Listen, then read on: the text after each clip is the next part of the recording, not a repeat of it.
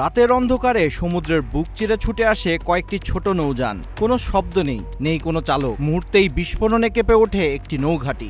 এমনই এক নাটকীয় দৃশ্য দেখা গেছে মার্কিন সেন্ট্রাল কমান্ডের প্রকাশ করা একটি ফুটেজে। ইতিহাসে প্রথমবার ক্যারসায়ার নামক 3টি চালকবিহীন সারফেস ভেসেল বা সি ড্রোন ব্যবহার করে ইরানের বন্দর আব্বাস নৌঘাঁটিতে হামলা চালিয়েছে মার্কিন বাহিনী। সেনকমের দাবি, হামলার মূল লক্ষ্য ছিল বাণিজ্যিক জাহাজে ইরানের হামলা চালানোর সক্ষমতা গুড়িয়ে দেওয়া। এদিকে এই ঘটনার পর হরমুজ প্রণালী ইরানকে ছাড়াই উন্মুক্ত থাকবে বলে ঘোষণা দিয়েছেন মার্কিন প্রেসিডেন্ট ট্রাম্প। পাশাপাশি তিনি ইরানি জাহাজের উপর মার্কিন নৌ অবরোধ পুনর্বহাল এবং প্রণালী পার হওয়া বিদেশি মালবাহী জাহাজের উপর 20% সুরক্ষা ফি আরোপের ঘোষণা দেন। অপরদিকে ইরান ট্রাম্পের বিতর্কিত এই ঘোষণা সরাসরি প্রত্যাখ্যান করে এই হামলাকে সার্বভৌমত্বের জন্য হুমকি বলে পাল্টা হামলার হুঁশিয়ারি দিয়েছে। উত্তেজনা সত্ত্বেও গত 12 জুলাই 7টি বাণিজ্যিক জাহাজ সহ মোট 14টি জাহাজ এই প্রণালী পার হয়েছে।